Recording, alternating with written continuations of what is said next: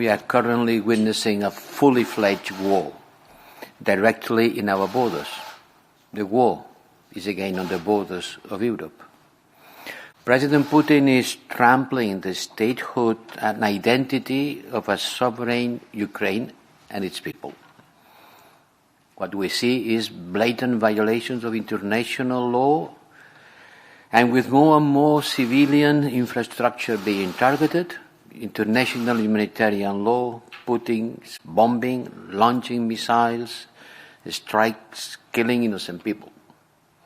But the Ukrainian armed forces are fiercely fighting back and showing an heroic resistance to this invasion. It's the people and an army fighting against the invader. But the invader, Putin war, is not only against Ukraine. We need to understand the gravity of the situation for us, for the European, and for the global security.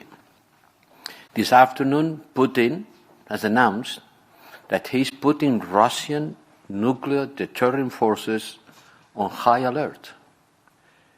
It's important to stress that the nuclear forces of Russia has been put on high alert. I just had a VTC conference with the G7 foreign ministers, and we were joined by Minister Kuleba, who informed us of the latest development on the ground and the Ukraine urgent needs.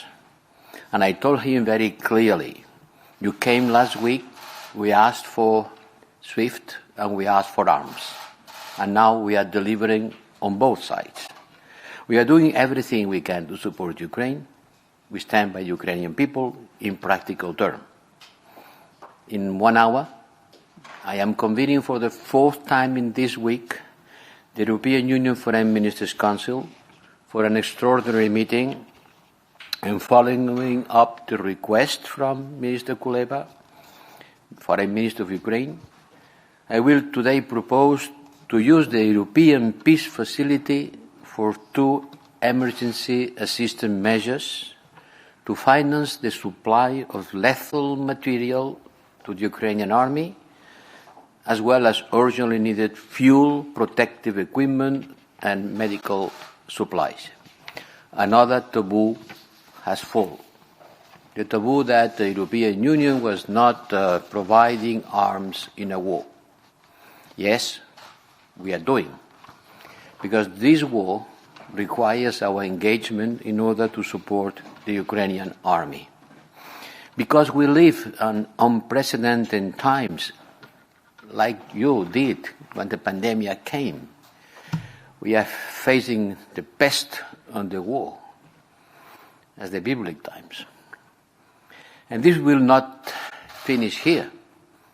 It is the first time in our history that the European Union will provide lethal equipment to a third country, and I have also instructed my team and the European Union military staff to set up a mechanism to coordinate the request of the Ukrainian army so that we can respond in the most effective way, together with the member states, to their needs that Minister Kuleba has explained us today. Today we will provide the political endorsement also of the European Union 27 member states to the overall package of measures outlined by President von der Leyen that will pave the way for the swift adoption of all necessary acts. As just explained by Madam President, we will discuss with the foreign ministers the announcement of tough economic sanctions. SWIFT, the central bank. I will also put forward additional listings against oligarchs. We'll target the elite of the Putin regime, who benefit financially from the system. We will also reinforce our measures against Belarus, who have been facilitating the Russian assault against Ukraine. With these measures, more than half of the central bank reserve of Russia will be blocked. Also, more and more member states are announcing to close the airspace to the Russian airlines and aircrafts, and we will set a common approach together with the ministers. And finally, disinformation, because Putin doesn't want also only to conquer the land, he also wants to conquer the spirits of the people through toxic messages, through lies.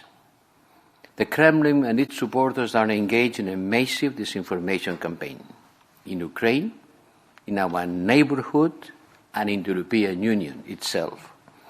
And we have been fighting against disinformation since 2015 with the East Stratcom Task Force and the European Union Disinformation Platform, which, by the way, I invite all of you to visit.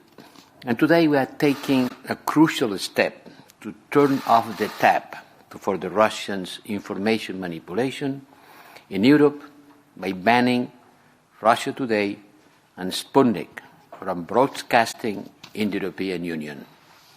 We are killing the snake on its net. We will also continue working actively in Ukraine and in our neighborhood to fight the attempts to distort reality and to seed confusion and uncertainty.